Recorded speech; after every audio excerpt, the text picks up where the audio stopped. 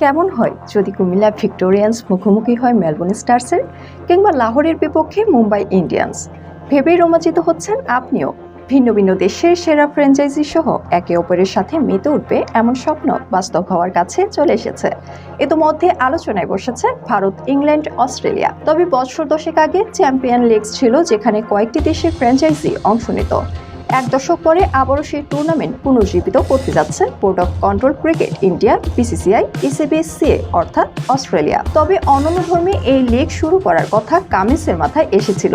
তিনি বলেন, চ্যাম্পিয়ন্স টি-20 আগে শুরু হয়েছিল।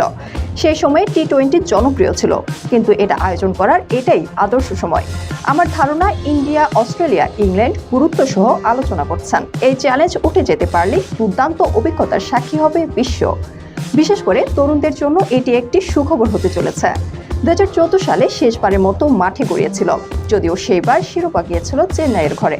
এক দেশের সাথে আরেক দেশের লড়াই তাদের বিমোহিত করে, তাই তো ক্রিকেট সবার এত প্রিয়।